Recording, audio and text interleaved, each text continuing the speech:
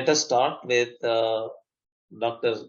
Dyavanapalli Satyanarayana ji.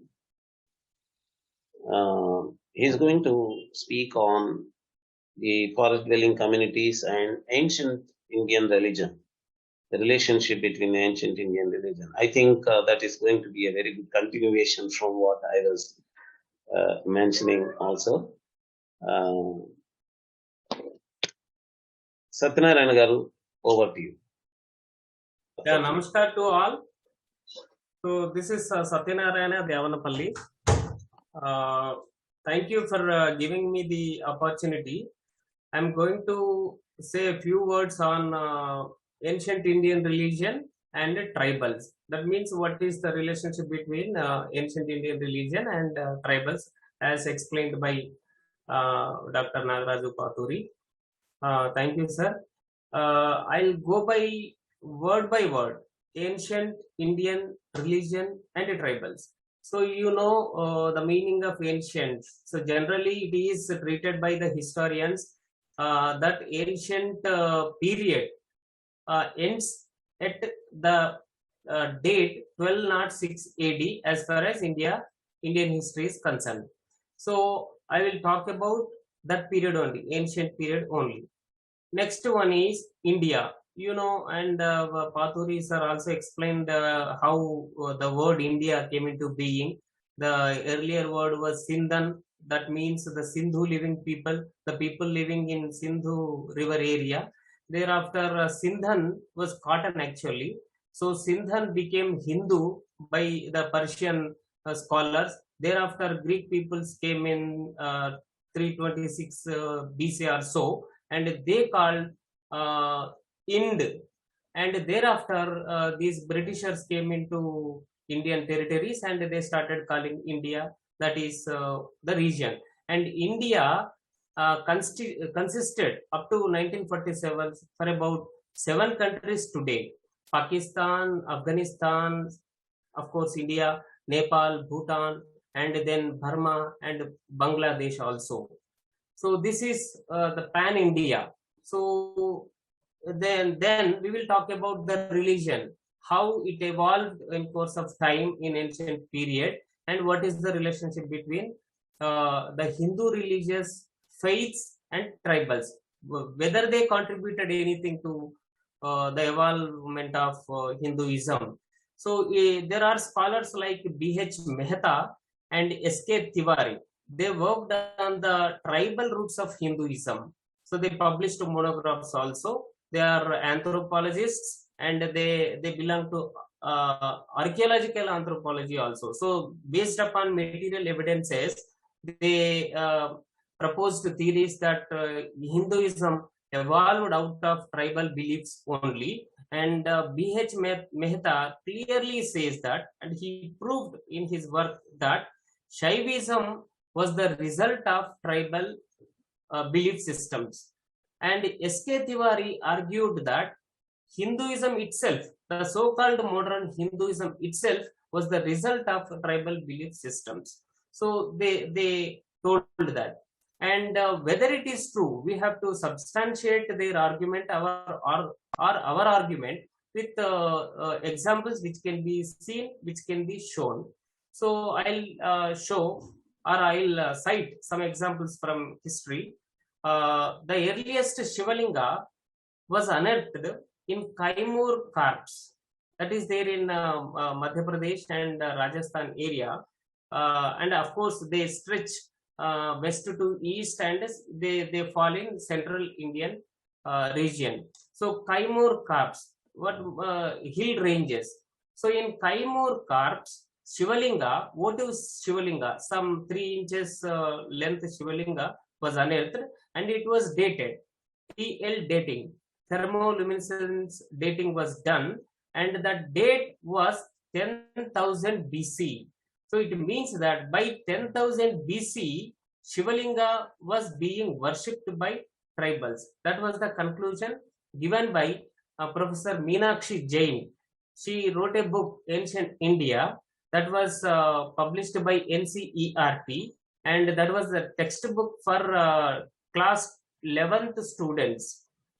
some 20 years ago, but of course thereafter the book was dropped from the syllabus and the NCERT, and thereafter one more text came into being written by R.S. Sharma. So however, so the earliest Shiva Linga belongs to 10,000 BC, and still the same proto copy of Shiva Linga is being worshipped by the tribals of that region even today. So that is the correlation. And thereafter, I link the evolution of the gods or deity system to Dravidian, or more specifically Indus Valley or Harappan civilization. So recently, Professor Kovur Raghavan deciphered the Indus script, and the first seal, there are seals, you know, some 4,000 seals were unearthed in and around Pakistan and southwest India. So those in Indus Valley civilization sites. So among those 4,000 seals, he picked up, Professor Kovur Raghavan picked up some seals, and he deciphered, he read the letters what are written on the seals. So the earliest reference with regard to date is from 4067 BC. So 4067 BC, there was a seal by mentioning Aja Mata Kala Chakra. Aja Mata Kala Chakra. Aja, non-born. Mata, you know, mother. Kala, time. Chakra, so it revolves. So Kala comes again, Varsha Kala, summer and winter also. So this Ajamata Kala Chakra was, that script was written in 4067 BC. And this was the finding of Kovur Raghavan. And even today, tribals use the same symbol. They write like plus actually ka, that resembles the sound ka. Ka means kala. So this ideography later on developed into proper script.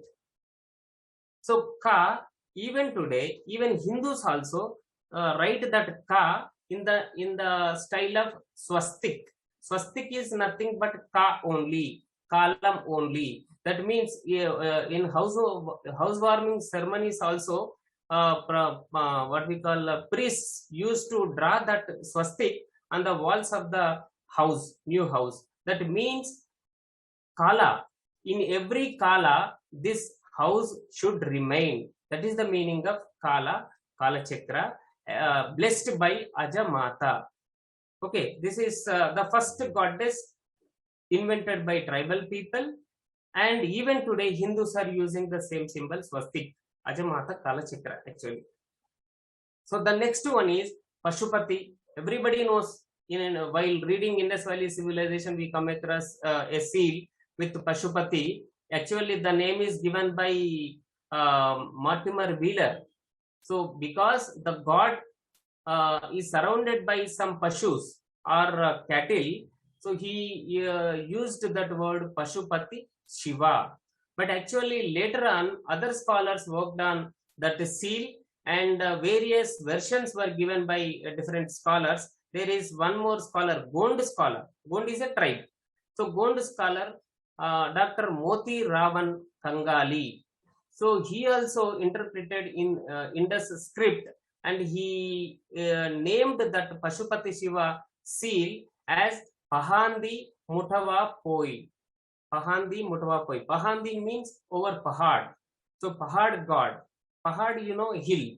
So God stays on the hill. That is one meaning. And Mutava Poi. He is the head of all the gods. He is the head of all the human beings. He is the head of all the creatures. He is the head of all the greenery, forests, wooded hills. So that is the meaning given by or proposed by Moti Ravan Kangali. And third meaning was given in recent times by Devadatta Patnaik. So he was saying that Pashupati Shiva is none other than Mashobha. Even today, that Mashobha is being revered worshipped by the tribals of Maharashtra region. So that is the proposition made by Devadatta Patnaik. And this Professor Kovur Raghavan, who deciphered in the script in recent times, he read the letters also. On that seal, Pashupati Shiva seal, there will be letters also. So he read that letters as Sri Rishabhanaman Katha. Sri Rishabhanaman Katha. Sri, Sri means actually Purusha. That is the Sri resembles Purusha even today. Rishabhanatha. Rishabhanatha was the first Jain Tirthankara, Rishabhanatha, and Naman in his name.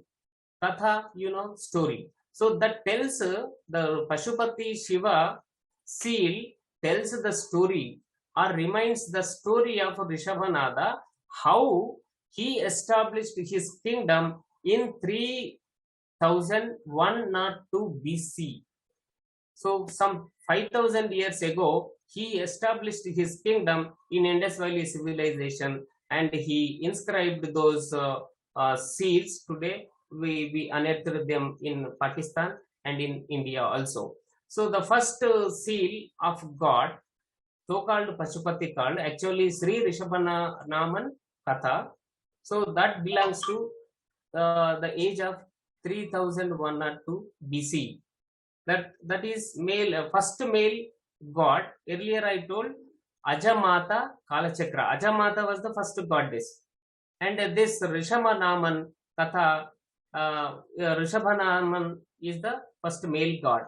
And but whether these tribals are connected to this Sri Rishabhanaman Katha or not, this is there even today. For example, I cite one example from one tribal community called Koya. So these Koyas even today wear that headgear, whatever is worn by Pashupati Shiva or Rishabhanaman, the same is worn by these people also while dancing Komu Koya dance. Actually, Komu is the horns of bison.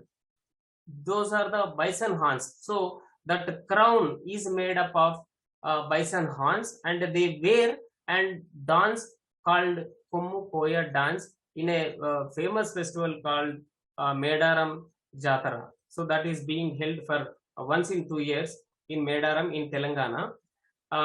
So that is one thing.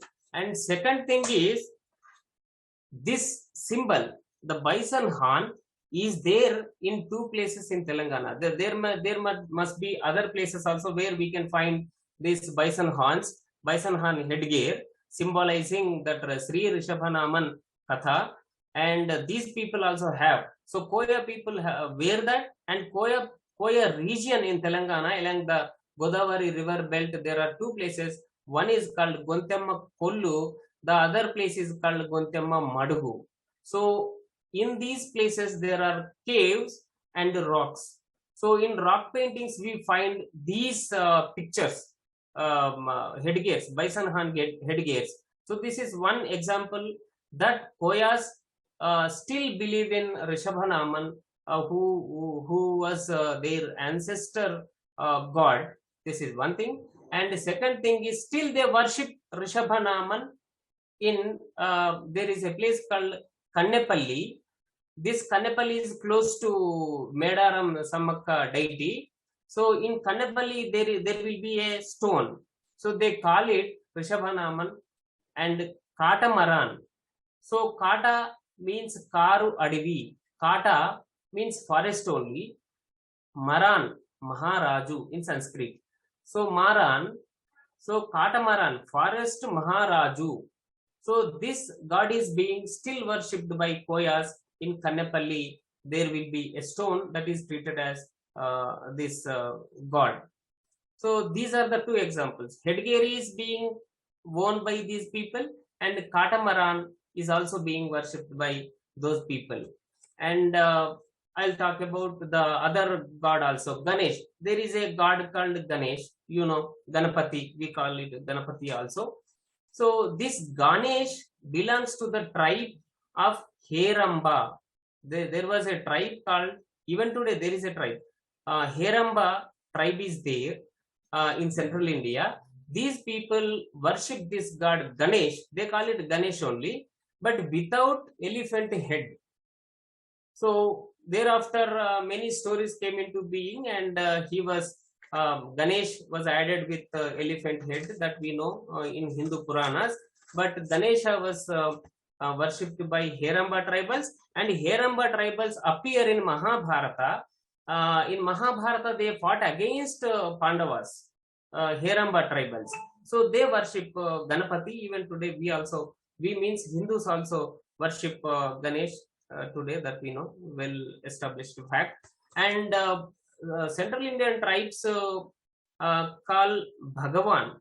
Bhagavan means, in their folklore and in their belief system, Bhagavan means Rama only. They know the name of Rama as Bhagavan. So even today, many tribes wish each other Ram Ram, and they say bye to each other by saying Ram Ram. So Ram Bhagavan is the known god to them. And in Puranas, we find one story, Gajendra Moksha. In Gajendra Moksha, what happens, Gaja means elephant, is caught by a crocodile in a river, and he prays. Gajendra or elephant prays to God, Lord Vishnu, and he comes and he protects that elephant from the threat of crocodile, that we know. But here, in the beliefs of tribals of India, Ram Bhagavan was the person who protected Gajendra elephant. And then they tell a full story. He protected that elephant by catching his ears and by catching his nose also. So in the effort of pulling that elephant from the river, this nose became so long and ears also became so wide. So that is the story told by tribal people in central India. So whatever might be the story, but there is a connection. Hindus believe that Lord Vishnu protected elephant, but here tribals believe that Lord Rama protected elephant. Whatever, some changes have taken place, but originally the story is also the belief of tribals. And there is one more god called Narayan Dev. Narayan Dev, we are talking about Shaivism, Vaishnavism, and Shaktism also. So Narayan Dev belongs to Vaishnava sect, but tribals believe he originated from sun, the Lord Sun, sun. So there is a sect called Saurya. So Saurya sect is also there, and this sect belongs to ostrich group of tribals. So there are five major groups of tribals in India. One is Aryan, second one is Dravidian, third one is ostrich, fourth one is Alpine, and fifth one is Mediterranean. So this ostrich, Saurya sect belongs to ostrich group of tribals. So based upon their color and facial features and other anthropological features, so anthropologists divided them into five major groups in India. And this sect, Saurya sect, is in central India, and central Indian tribes mostly belong to ostrich group of tribals. So this sect worship a dharma, means a pole, dharma stambha. In temples we find the Dvajastambha. It will be like that only, but with many carvings of tribal goddesses, gods, and animals, and imaginary animals also. So this Saurya sect erects that dharma stambha and call it as Surya, sun, and they worship that sun god, that they should be protected by sun god until sun remains in the sky. They should be protected. That is the wish of Saurya sect in central India. And this dharma stambha culture is there among Gonds also and Koyas also. Even the Koyas of Bastar area in Chhattisgarh And Telangana area along the river belt of Godavari, we find that this Dharmastambha culture, they erect Dharmastambha and they worship sun god. And with regard to Vaishnavism, Vaishnavism consists of Vishnu and his 10 avatars. One of the most popular avatara is Lord Krishna. So Krishna is also worshipped by tribal people across the country, India. So he is venerated, worshipped by tribals with different names. There is a god, very popular god Jagannatha. Lord Jagannatha is there, and he is being worshipped in Orissa, Puri, Jagannatha Yatra, that very famous fair car festival, Ratha Yatra. It takes place, and there is a story, legend in Orissa that Savara, there was a Savara tribal. Savara tribals are there in Orissa and Telangana and Andhra Pradesh. So there is a tribe Savara, and the story is when Krishna went to forests and taking rest under a tree along the fringes of a river. So his toes are reflected in the river, and Savara tribe thought that some what we call an animal came to that place, and its shade is being reflected in the water. So immediately he shot with an arrow. So that arrow went into the feet of Lord Krishna and he died. And thereafter he came, that Savara came to Lord Krishna and got feared. And then he cut his leg and took away that leg to Puri, and he placed that leg in that temple, and thereafter a huge temple was constructed in medieval times, that and that became Lord Jagannatha. So this is the story. So again, that Lord Jagannatha is being worshipped by tribals in the earlier period, but of course today everybody is worshipping that deity, but basically that belongs to tribal tradition. So the same person, Lord Krishna, is being worshipped by other people also. I'll tell few more examples. One is Nayakpod community. There is a community called Nayakpod in Telangana. They ruled Telangana area also in 14th and 15th centuries for about 110 years or so. So these Nayakpods later on became tribals after being defeated by Bahmani sultans. So they worship Lord Krishna by calling Kittamurti. Krishnamurti, actually, Kittamurti they call, because they believe that they were protected earlier by Lakshmi Devara. Lakshmi Devi was the wife of Lord Krishna. In their belief, Hindus call Lakshmi Devi as the wife of Lord Vishnu, but Nayakpods call Lakshmi Devara as the wife of Kittamurti. So Lakshmi Devara protected them, so they treat Lakshmi Devara as their sister or mother. So because of being her husband, Kittamurti was also worshipped by Nayakpod tribals.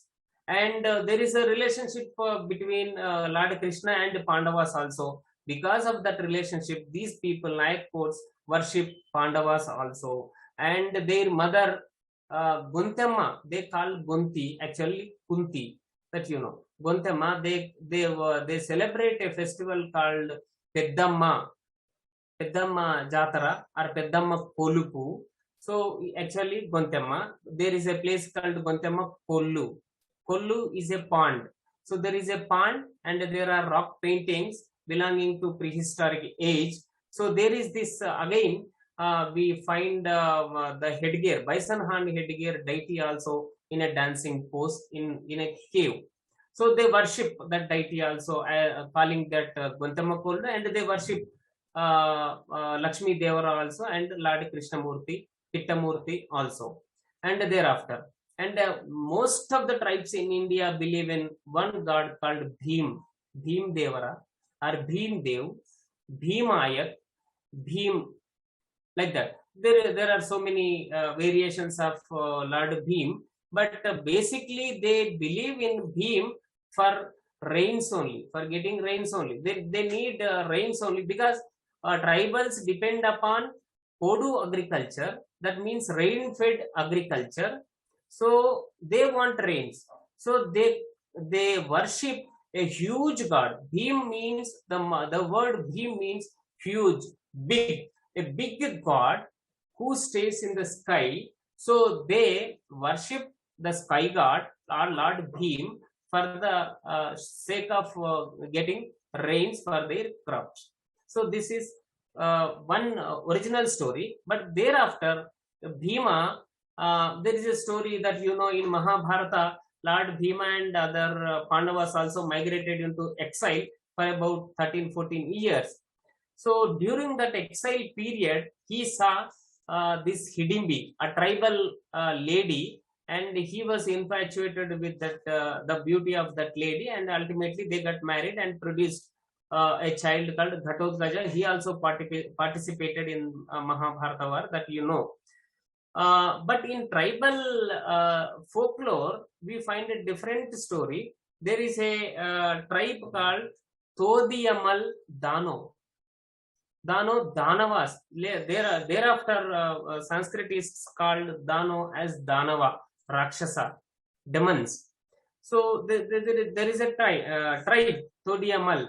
So these Todiyamal tribe tell a story about this Hidimbi and Bhima. So they have one Bakasura. Bakasura, Rakshasa.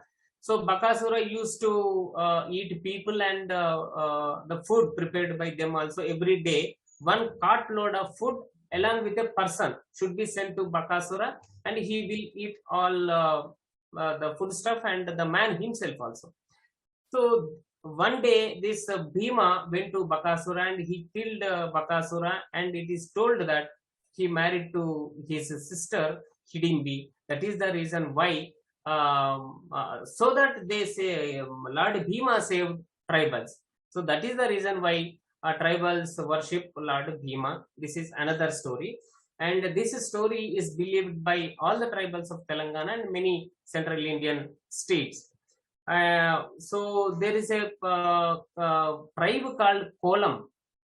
Kola in Telugu or South Indian or Dravidian language, Kola means bamboo stick.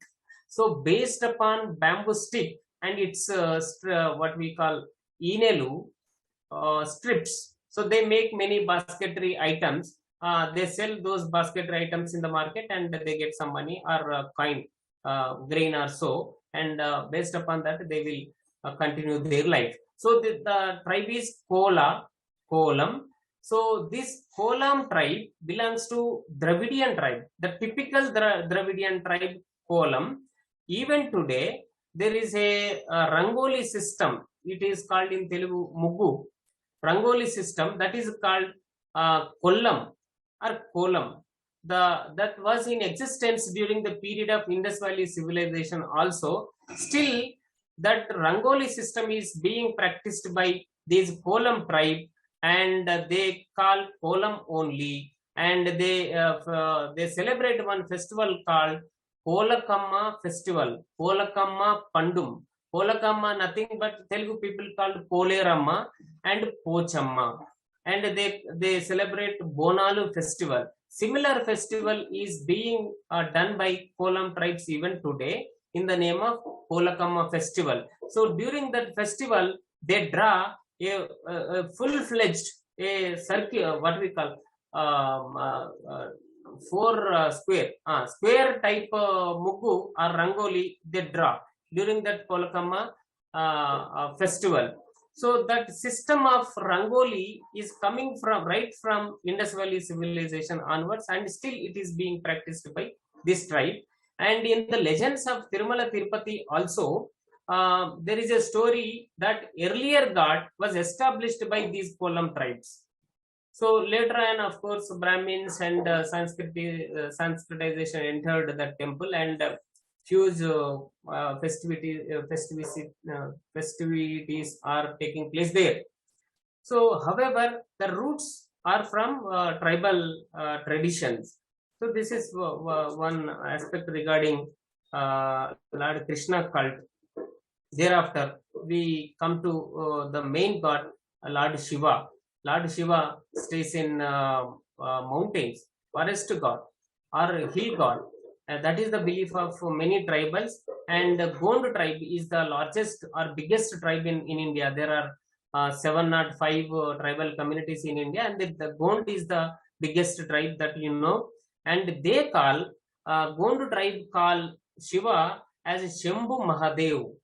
Shambhu Mahadev and Siddheshwara. Siddheshwara. There is a place called Siddhikasa.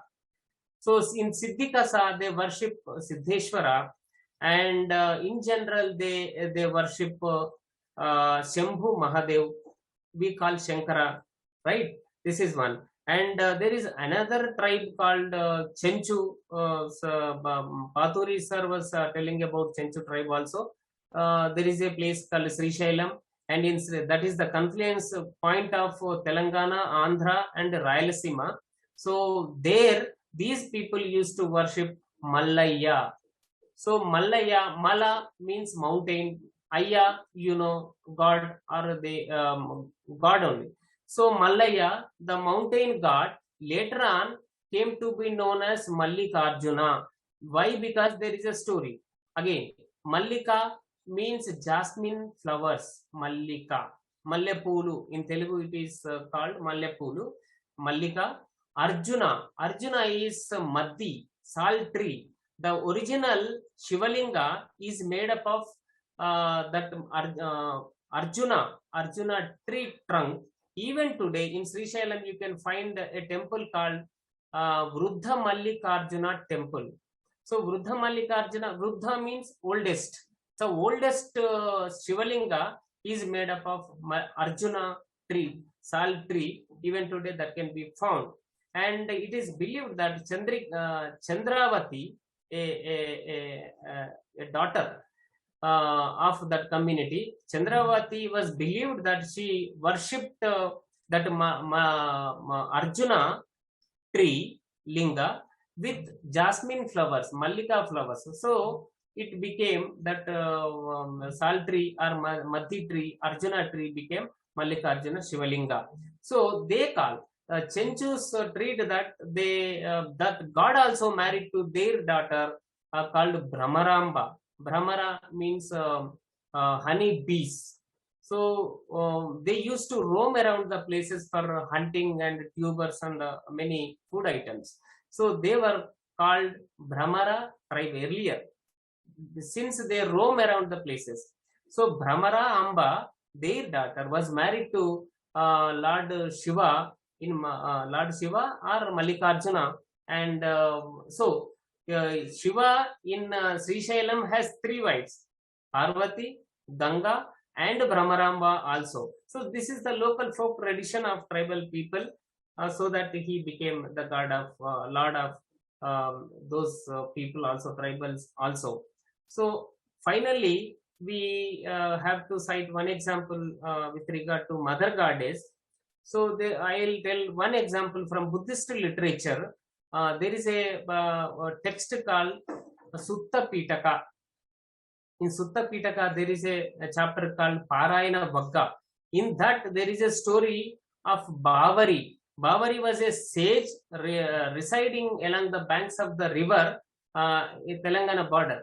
In the river bank, Bavari came to know that in around 500 BC, there was a person called Lord Buddha in North India, and he founded a new theory of philosophy, dharma or religion. And he came to know that he already knew 3 Vedas and many Vidyas, but even then he was not satisfied and roaming around the places in search of God. He came to know, and he sent 16 disciples of his followers.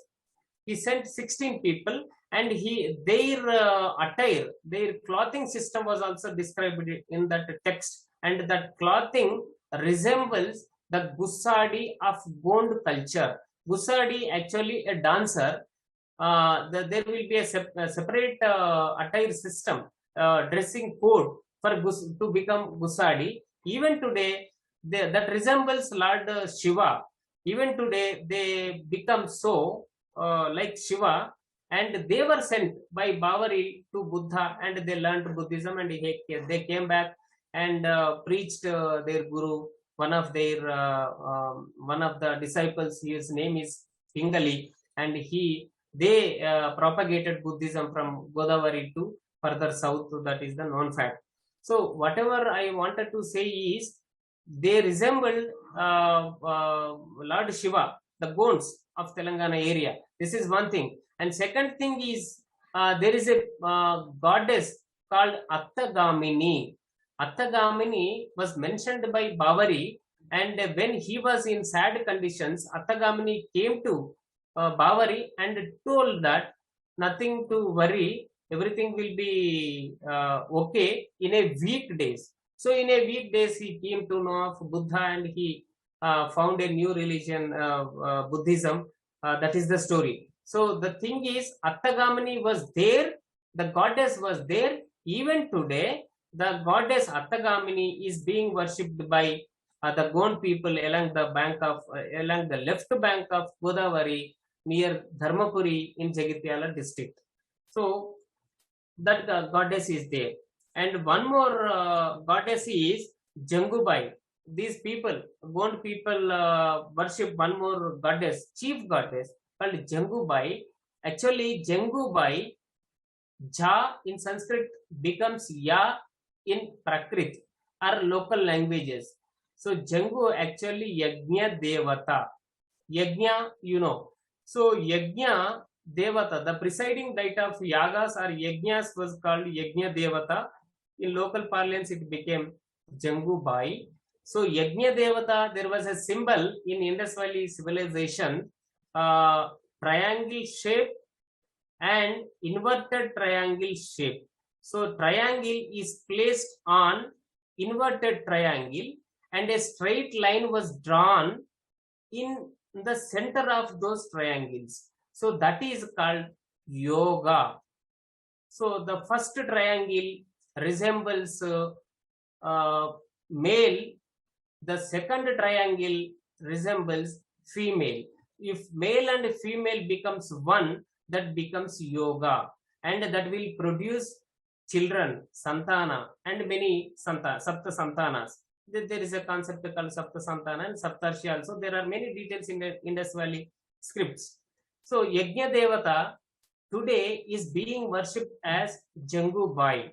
So, and these Yajna Devata symbols are there in rock paintings of Telangana and many Bhimbetka caves in Madhya Pradesh, and many places we find Yajna Devata symbols, yoga symbols, and yoga symbol later on came to be called as Om.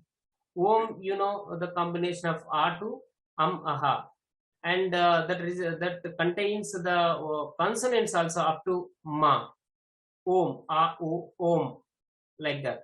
So with these examples, we can tell that Hinduism, the so-called Hinduism of today, is the product of tribals in many centuries. Some thousands of years ago, these Hindu roots came into being, and they were found by tribals, and they are being worshipped even today.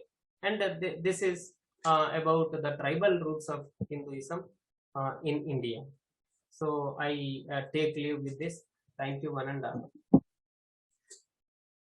Namaste. Thank you very much, Satyanarayana garu. That was an excellent exposition, very helpful for all of us. That gave us a confirmation of such very intense and intricate relationship of what is known as Hindu in the form of Itihasas and Puranas, Yajnas, and all those aspects. Before Satyanarayana garu, he is an officer and he has got his official duties and he has to leave. Before he leaves, let me just introduce, give a background of Dr. Satyanarayana garu. Dr. Dyavanapalli Satyanarayana is the curator of tribal museums, Government of Telangana. He did his PhD on the environmental history of Telangana and has written about 20 books on subjects of Telangana history, culture, religion, arts and crafts, literature, tourist places, and tribes exploring primary facts. He brought into limelight several rock art sites, inscriptions, and heritage tourist sites, natural and built. He contributed chapters on history to BA and MA courses in the universities of Telangana. He acted as the president of Andhra Pradesh History Congress, Ancient Section, in 2015-16.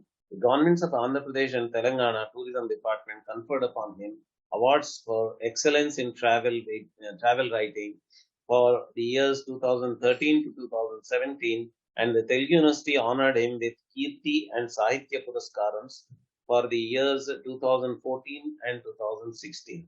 Thank you very much, sir. In your busy schedule, you could take out time for us and give such an excellent exposition of the Hindu aspects of Vanavasi traditions. Thank you very much, sir. Thank you.